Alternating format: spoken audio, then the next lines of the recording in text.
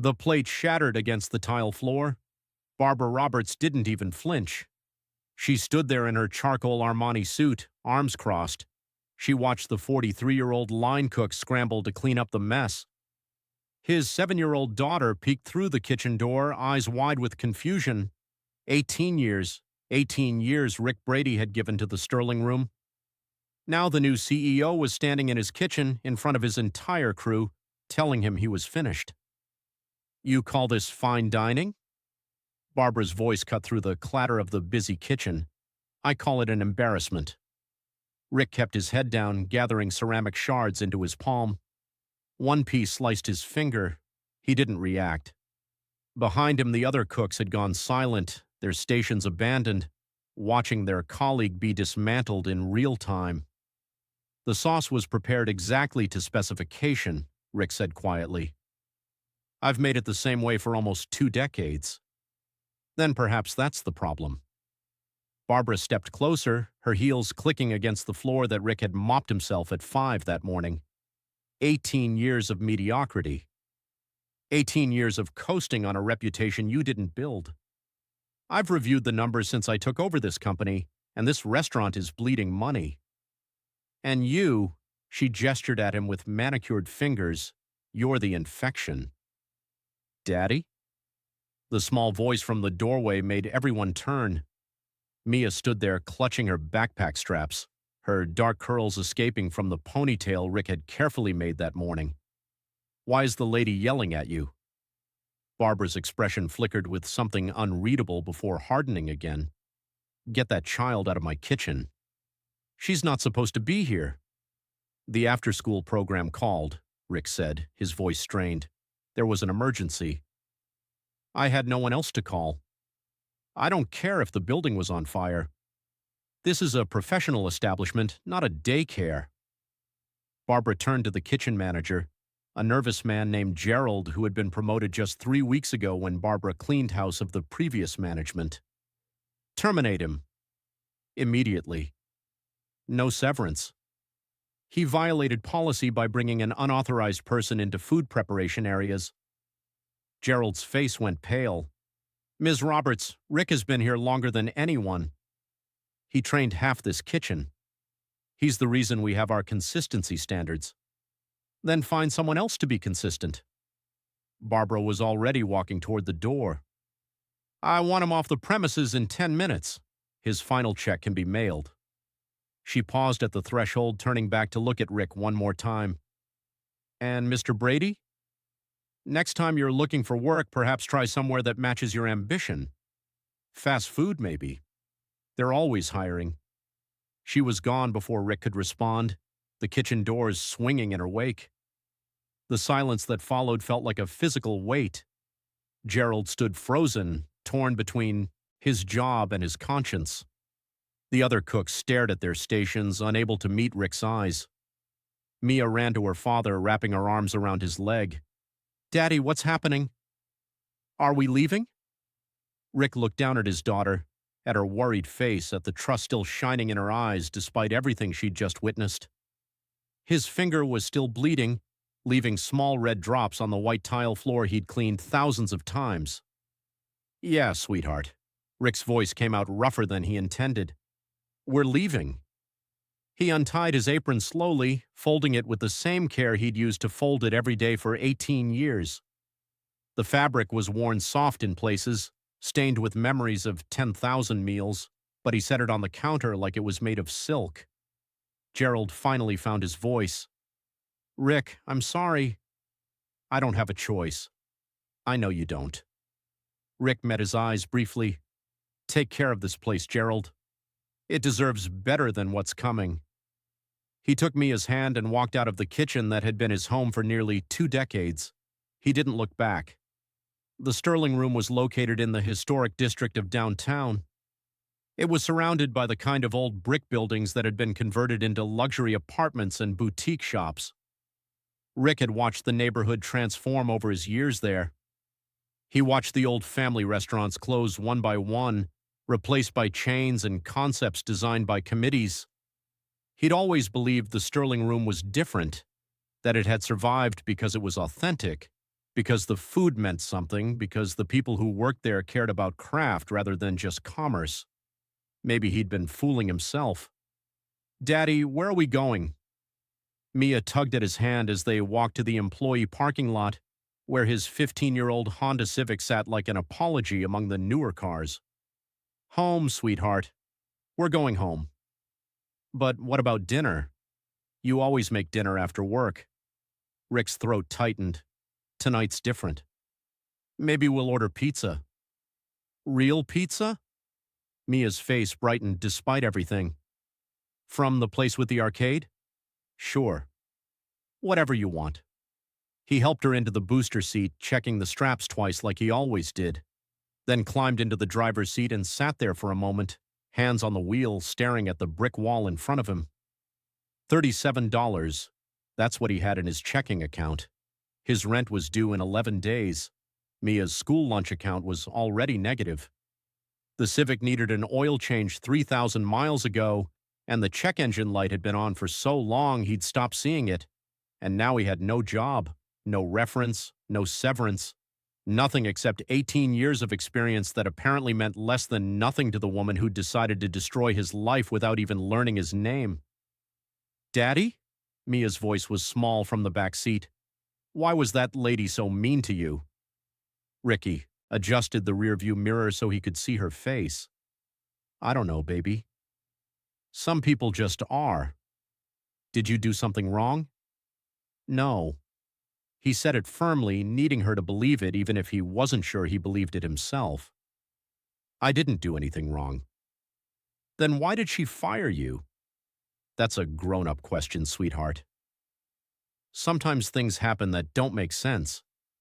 Mia was quiet for a moment, processing this with the intensity only children possess. "She looked mad at the whole world," she finally said. "Not just at you. At everything. Maybe she forgot how to be happy." Rick started the car, blinking hard against the burning in his eyes. Maybe she did. The drive home took 23 minutes through evening traffic.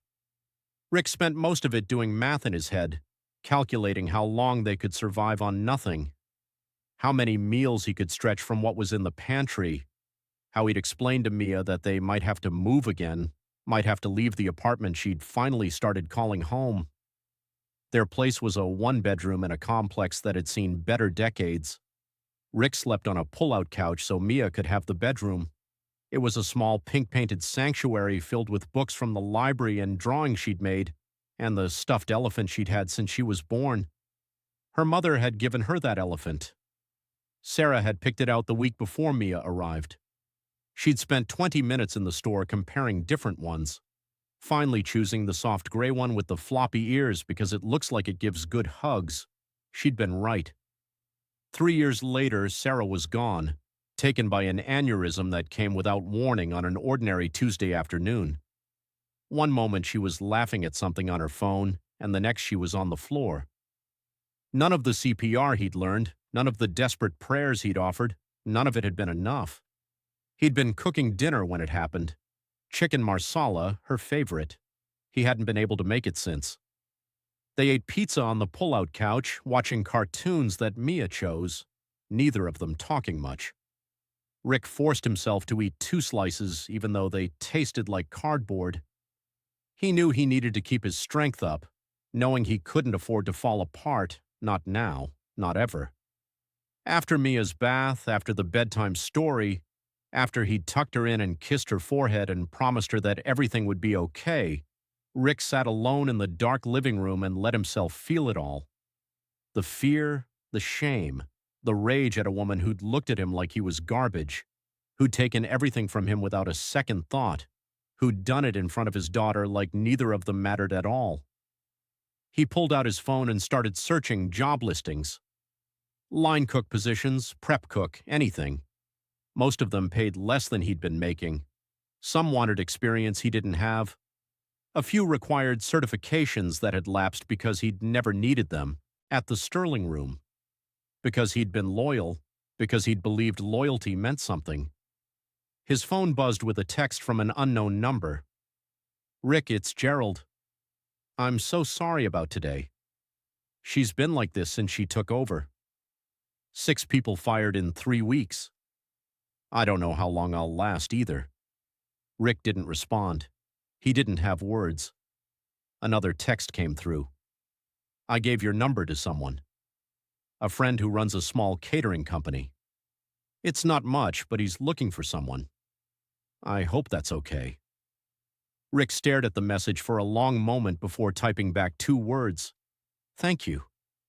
He spent the next 3 hours filling out applications on his cracked phone screen, lying about his availability, omitting the details of his termination, trying to make 18 years of experience sound like an asset rather than evidence that he'd never been ambitious enough to leave. At some point, he fell asleep sitting up, the phone still in his hand, dreaming of kitchens he'd never see again. Barbara Roberts had not always been cold. There had been a time before business school, before the climb, before she'd learned that sentiment was a luxury she couldn't afford when she'd been different. When she'd been the kind of person who smiled at strangers and remembered birthdays and believed that success could be built on kindness rather than conquest. That woman had died somewhere along the way, and Barbara wasn't even sure she missed her anymore.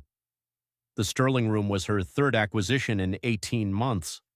It was part of a portfolio strategy that had made her the youngest executive in the company's history and also the most feared. She'd learned early that fear was more efficient than respect, that people worked harder when they were afraid of losing their jobs than when they felt secure in them, that cutting costs meant cutting people, and cutting people was just business. She arrived at her downtown office at 6:15 the next morning, as she did every morning, and began reviewing the numbers that justified her existence. The Sterling Room was underperforming. Its food costs were too high.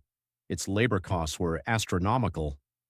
Its chef de cuisine had left months ago, and the kitchen had been limping along under the supervision of a line cook who'd been there since before Barbara was born.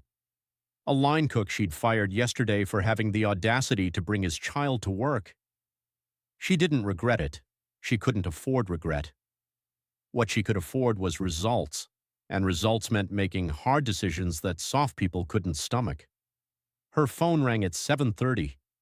The caller ID showed her daughter's school, and Barbara's heart rate spiked the way it always did when she saw that number. Ms. Roberts? This is Principal Hendricks at Westbrook Academy. We need to discuss an incident involving your daughter. What kind of incident? Is Emma hurt? No, nothing like that. But she's been involved in a bullying situation, and we need you to come in for a meeting today if possible. Barbara closed her eyes, pinching the bridge of her nose. I have meetings scheduled until 6. I can possibly break away around 2, but only briefly. Ms. Roberts, with respect, this is serious. Emma was the one doing the bullying. This is the 3rd complaint this month, and we're considering suspension. Barbara was silent for a moment, processing this information the way she processed all information, analytically, looking for angles, for solutions, for ways to make the problem disappear. I'll be there at 2, she said. Please have all relevant documentation ready. She ended the call and sat very still, staring at the spreadsheets on her computer screen without seeing them. Emma was 9 years old. She had Barbara's sharp features and her father's dark hair and a personality that had grown increasingly difficult over the past 2 years.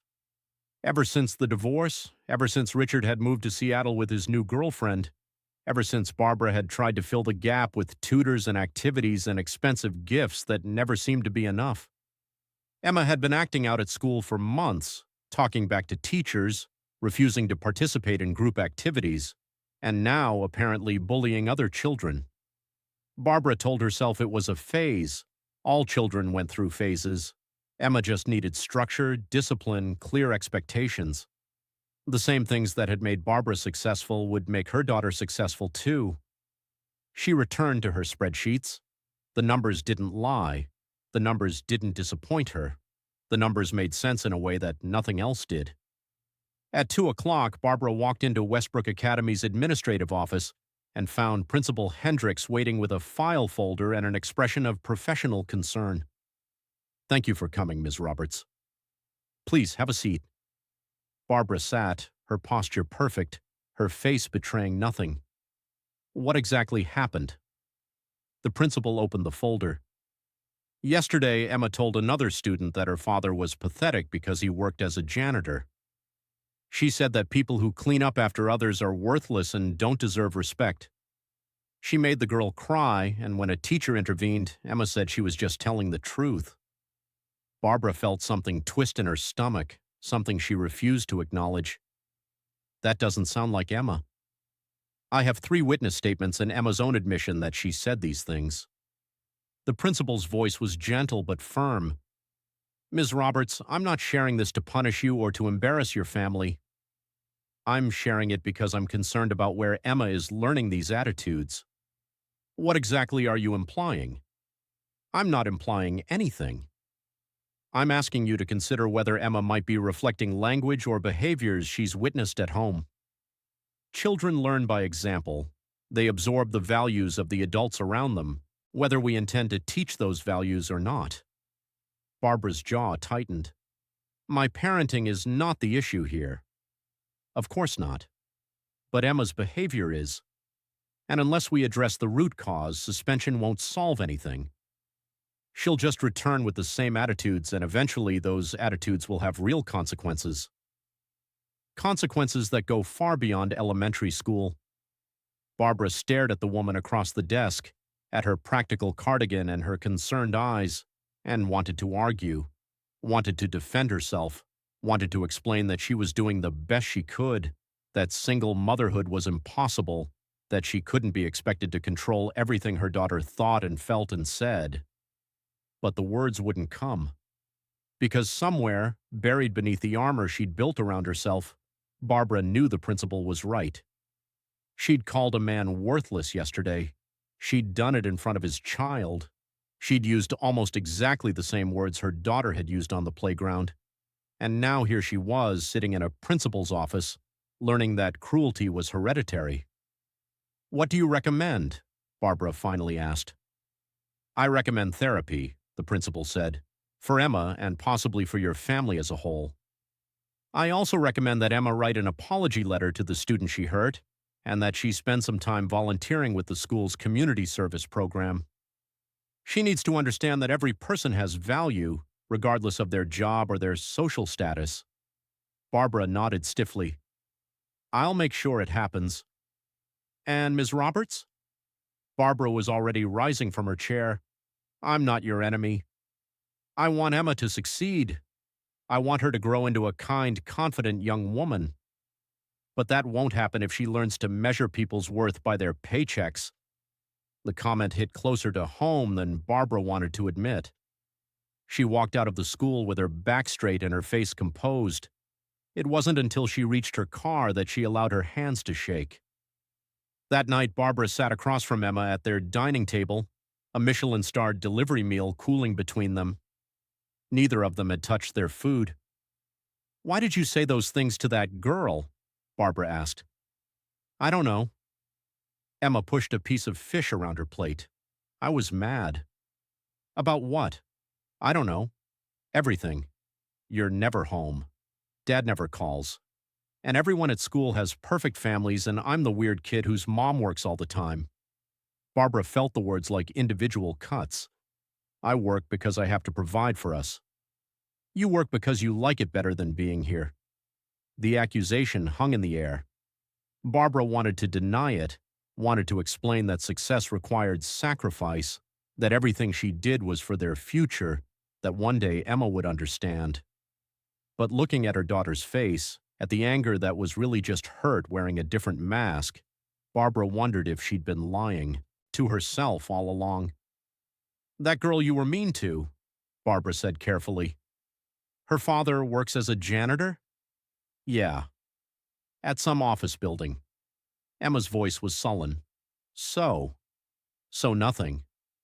I'm just asking. Do you think there's something wrong with being a janitor?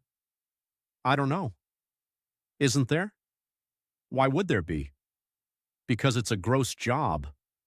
Because only poor people do it. Because, Emma hesitated, because you always say that people who don't have ambition end up at the bottom. Barbara's blood went cold. I said that? Last month. When your assistant quit and you said she'd probably end up working retail because she didn't have the drive to be anything better. The memory surfaced, hazy but undeniable. Barbara had said that. She'd said it without thinking, the way she said a lot of things without thinking, assuming Emma wasn't listening, assuming the words evaporated once spoken. But children were always listening, and they never forgot. Emma, Barbara said slowly, I was wrong to say that. And you were wrong to repeat it. Every job has value. Every person deserves respect, regardless of what they do for a living. Then why do you treat people like they don't matter? Barbara opened her mouth to argue, to defend herself, to explain that business was different, that hard decisions weren't the same as cruelty, that Emma couldn't possibly understand the pressures she faced. But the question echoed in her mind, merging with the memory of a man kneeling on a kitchen floor, gathering broken pieces of ceramic while his daughter watched from the doorway. Why did she treat people like they didn't matter? When had she decided that success required cruelty? And how had she passed that poison onto her child without even noticing? I don't know, Barbara admitted. I don't know why I do that. But I'm going to try to do better. Can we go get ice cream? Emma asked suddenly. What? I know you probably have work stuff. But I really want ice cream. And you never take me to get ice cream. Barbara looked at her daughter, at this small, angry, hurt person she'd somehow created and somehow failed, and felt something crack inside her chest. Yes. She pushed back from the table. Let's go get ice cream. They went to a shop in the old part of town, a place Barbara had driven past 1,000 times but never entered because it wasn't on her list of approved establishments, because it looked like the kind of place where ordinary people ate ordinary food. Emma ordered a sundae with 3 kinds of sprinkles. Barbara got a single scoop of vanilla and watched her daughter eat with an enthusiasm she hadn't seen in months. Is this what you and Dad used to do? Emma asked between bites. Before. We used to do a lot of things. Barbara's voice was soft. Before I forgot how. Can we do them again? Some of them. Maybe. Barbara reached across the table and wiped a smear of chocolate from Emma's chin. I'm going to try, baby. I know I haven't been good at this, but I'm going to try.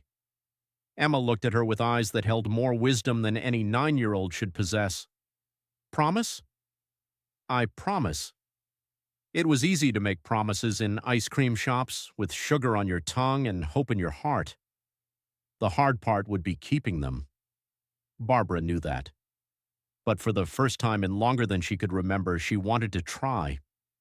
Rick got the call from the catering company 3 days later.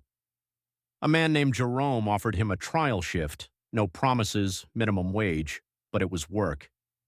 He took it without hesitation. The company operated out of a converted warehouse on the industrial side of town, a far cry from the Sterling Room's marble counters and copper pots. But the kitchen was clean, the equipment was functional, and Jerome seemed like the kind of boss who valued competence over credentials. You worked at the Sterling Room? Jerome asked, reviewing Rick's application. 18 years. Most of that under Chef Martinez before he moved to New York. Why'd you leave? Rick hesitated. Creative differences with new management. Jerome nodded slowly like he understood what Rick wasn't saying. I've heard things about that place since the new ownership took over. Lost 3 good people to them, then got them back 6 months later. Apparently the CEO treats staff like they're disposable. Rick said nothing. He didn't trust himself to speak about Barbara Roberts without his voice cracking. Jerome seemed to sense this. Look, I can't pay you what you're worth. Not yet. But I'm building something here and I need people who give a damn. You give a damn? I've been cooking since I was 16. Rick met the man's eyes. It's the only thing I've ever been good at. Well, let's see what you can do. The trial shift lasted 6 hours, and by the end of it, Rick had reorganized Jerome's prep station. He fixed a ventilation issue that had been causing inconsistent temperatures and prepared a tasting menu that made the other cooks stop what they were doing to watch. Where did you learn to do that? Jerome asked, staring at a dish that shouldn't have been possible with the ingredients available. My mother. Rick wiped his hands on his apron. She worked 3 jobs to keep us fed, but every Sunday she'd cook like we were royalty. Said food was how you told people you loved them when words weren't enough. Jerome offered him the job on the spot. It wasn't much. 30 hours a week, no benefits, helping cater corporate events and private parties for people who had more money than Rick would ever see. But it was work, it was a kitchen, it was a chance to keep his hands busy and his daughter fed, and right now, that was enough. The weeks that followed blurred together in a haze of early mornings and late nights. Rick dropped Mia at school, worked until pickup time, brought her back to the warehouse kitchen where she did homework in the break room while he prepped for evening events, then took her home and did it all again. It wasn't sustainable. He knew that. His body was already starting to protest the hours, his back aching from standing, his hands raw from constant washing. But every time he thought about slowing down, he remembered the $37 that had been in his account on the day he was fired, and he pushed through. Mia, for her part, adapted with the resilience that children possess and adults envy. She made friends with Jerome's daughter, a 10-year-old named Keisha, who was also a fixture around the warehouse after school. The 2 girls would play in the loading dock, invent games involving cardboard boxes, and occasionally sneak into the kitchen to steal samples that the cooks pretended not to notice. Your daughter's special, Jerome said one evening, watching Mia help Keisha build a fort from empty produce crates. She's got this light in her, like nothing can dim it. She's tougher than she looks. Rick's voice was proud but tired. She's had to be. What happened to her mother? If you don't mind me asking. Rick was quiet for a moment. Aneurysm. 3 years ago. She was 29.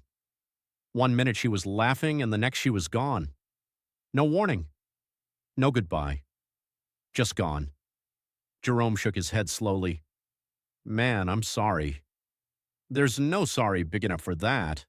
No? Rick watched his daughter laugh at something Keisha said. But there's still joy.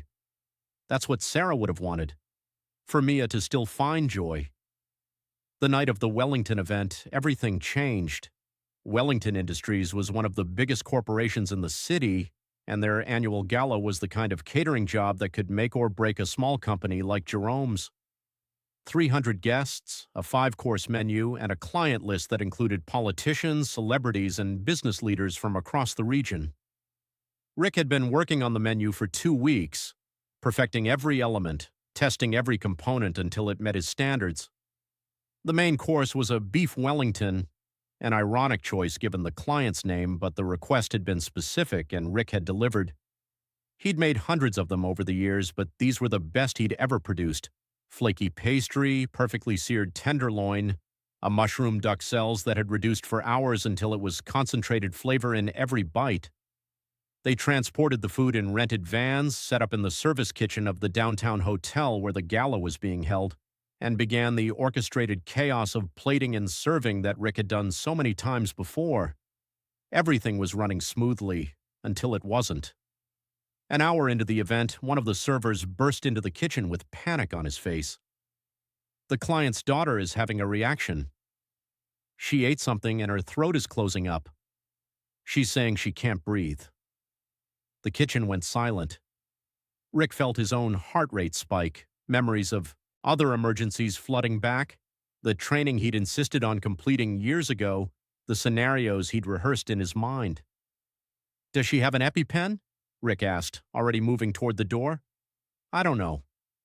Everyone's panicking. No one knows what to do. Where is she? Main ballroom. Left side by the big windows. Rick ran. He pushed through the elegant crowd, past the confused murmurs and the rising alarm, until he found a cluster of people surrounding a small figure on the floor. She was maybe 9 or 10, her face red and swollen, her breathing coming in desperate wheezes. Her mother was kneeling beside her, screaming for help, completely frozen by fear. Rick recognized the mother immediately, Barbara Roberts. And for one terrible moment he hesitated. This was the woman who had destroyed him, who had taken his job, his dignity, his security, who had humiliated him in front of his daughter and his colleagues without a second thought. She didn't deserve his help. Her daughter didn't deserve to suffer for her mother's sins. Move! Rick pushed through the crowd and dropped to his knees beside the girl. He looked at Barbara, whose face had gone white with terror. Does she have an EpiPen? I don't know. I don't. Barbara was hyperventilating.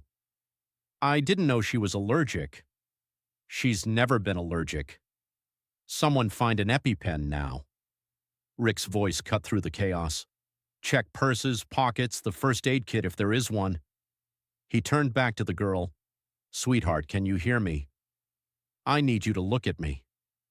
The girl's eyes found his, wide and terrified, and Rick saw Mia in that face, saw every child who'd ever been scared and needed someone to tell them it would be okay. I'm going to help you, he said calmly. I've seen this before and I know what to do. Just try to stay calm, okay? Can you nod for me? She nodded weakly. Good girl. You're doing great. Someone pressed an EpiPen into Rick's hand. He didn't even look to see who. He'd administered one once before, years ago, when a dishwasher at the Sterling Room had gone into anaphylaxis. He still remembered the terror of that moment, but also the clarity that had come with it. He uncapped the pen, positioned it against the girl's thigh, and pressed. The needle deployed. The girl gasped, and then slowly her breathing began to ease. The tightness in her face started to relax. The wheeze in her chest became less desperate. She was still swelling, still in danger, but the immediate crisis had passed. Someone called an ambulance? Rick asked without looking up. They're on their way, a voice responded. He stayed with the girl, monitoring her breathing, talking to her in low, calm tones, telling her about Mia and the game she liked to play and the book she was reading, anything to keep her focused on something other than fear. He didn't look at Barbara. He couldn't. The ambulance arrived 7 minutes later, which felt like 7 hours. The Kia. Paramedics took over, loading the girl onto a stretcher with professional efficiency. Rick stepped back, his hands shaking now that the adrenaline was fading, his legs suddenly unsteady beneath him. Mr. Brady? Barbara's voice was hoarse, wrecked by tears and terror. Rick turned. She stood there in her designer gown, her perfect makeup ruined, her armor completely shattered.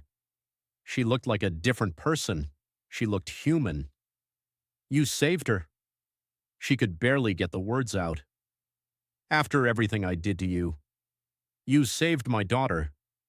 Rick wanted to say something cutting, something about karma, about justice, about how she'd treated him like garbage and now needed his help. But looking at her face, at the raw gratitude and shame and confusion all tangled together, he couldn't do it. She's a child. His voice was tired. That's the only thing that mattered. The paramedics were ready to leave. Barbara turned toward the stretcher, then turned back. I'm sorry. She whispered it like a confession. For what I did. I'm so sorry. Rick nodded slowly. Go be with your daughter. We can talk later. He watched her climb into the ambulance, watched it pull away with the lights flashing, and then he walked back to the service kitchen on legs that felt like they belonged to someone else. Jerome was waiting, his face a mixture of concern and awe.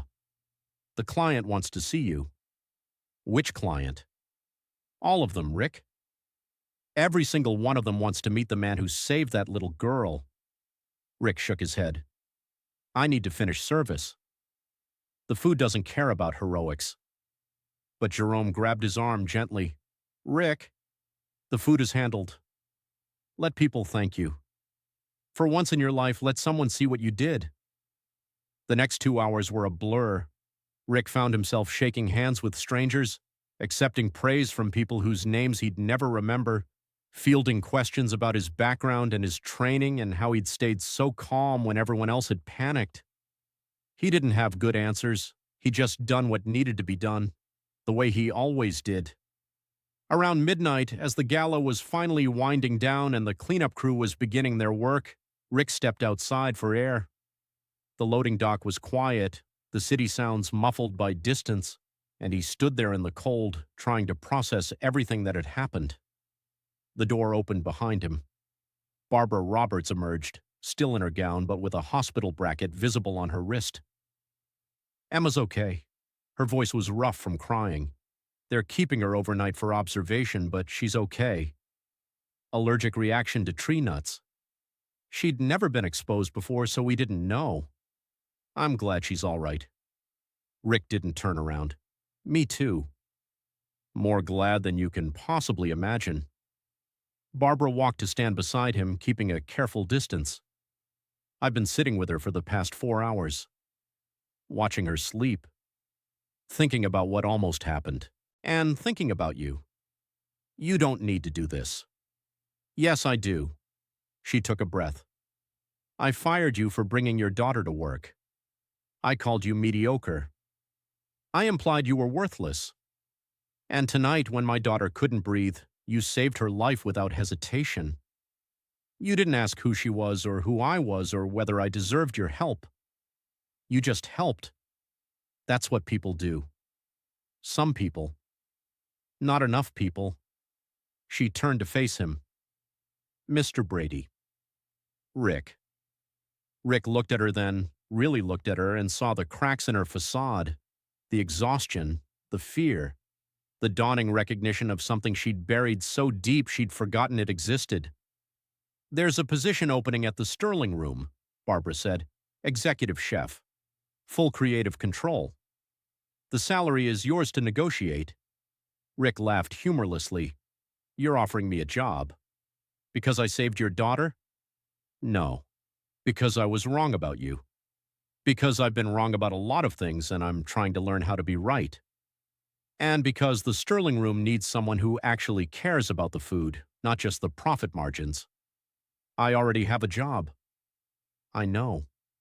At a catering company that can't afford to pay you what you're worth. I'm not saying this to insult your current employer. I'm saying it because I've seen what you can do tonight, and it would be criminal to let that talent go to waste." Rick was quiet for a long moment, the cold air biting at his cheeks, the weight of the decision pressing down on him. 3 months ago, this offer would have seemed like a miracle. Now it felt like a trap. "How do I know you won't do this again?" he asked. "Find some excuse to humiliate me. Decide I'm not meeting your standards. Throw me out like garbage in front of my daughter. You don't." Barbara's voice was honest, painfully so. "You have no reason to trust me. I haven't given you any. All I can tell you is that I'm trying to change. That my daughter said something to me that made me realize I've been teaching her to be cruel without even knowing it. That I've been so focused on success that I forgot what kind of person I was becoming." She reached into her purse and pulled out a business card. "Think about it. That's all I'm asking. Take the card, think about it, and if you decide I'm not worth the risk, I'll understand." Rick took the card. He didn't look at it. "I need to get back to cleanup." "I know." She started to turn away, then stopped. "Thank you. For Emma. For giving her a chance even though I didn't deserve it. I didn't do it for you. I know. That's what makes it matter." She walked back inside, and Rick stood alone in the cold, holding a business card that might be a lifeline or might be another knife waiting to fall. He thought about Mia, about the 18 years he'd given to a restaurant that had discarded him without a second thought, about the small catering company that had taken a chance on him when no one else would, about the look on Barbara Roberts' face when she'd realized her daughter might die, and about the small, quiet voice in his head that sounded like Sarah telling him that people could change, that second chances weren't just for the people who deserved them, that the measure of a man wasn't whether he held grudges but whether he held hope. He went back inside to finish cleanup, the card in his pocket, the decision still unmade. 2 weeks later, Rick sat across from Barbara in her office at corporate headquarters. Emma was there too, her color returned, her energy restored, sitting in a chair by the window and reading a book that Mia had recommended to her. The two girls had met the week before, a careful introduction arranged through Jerome, and had become fast friends in the way that only children could. "I've thought about your offer," Rick said. And? And I have conditions." Barbara nodded, unsurprised. "Name them." "First, I bring my own team. Jerome's crew. They've proven themselves and they deserve the opportunity." "Done." "Second, the kitchen runs on my standards. Quality over speed. Craft over cost-cutting. If the margins don't work, we figure out another way to make them work. That's going to be harder. But I'll commit to trying. Third, and this is non-negotiable," Rick's voice was firm, "my daughter comes first. If she's sick, I stay home. If her school calls, I answer. If I need to leave early, I leave early. Family comes before food. That's the deal." Barbara was quiet for a moment, and Rick saw something flicker across her face, an emotion he couldn't quite name. "Agreed," she said finally. "All of it." "Agreed." They shook hands, and Rick felt the strangeness of the moment. He was about to return to the kitchen he'd been thrown out of, to work for the woman who'd destroyed him, to trust that people could change even when everything in his experience suggested otherwise. It was either the bravest decision he'd ever made or the stupidest, possibly both. "Daddy?" Mia's voice came from the doorway. She'd been waiting with Jerome's daughter in the lobby, but apparently patience had worn thin. "Are you done yet?" "Keisha wants to show me the view from the roof." Rick looked at his daughter, at this small, fierce person who'd weathered every storm with him, who'd never stopped believing that things would get better, who'd somehow maintained her joy despite everything the world had thrown at her. "Yeah, baby," he smiled. "I think we're done."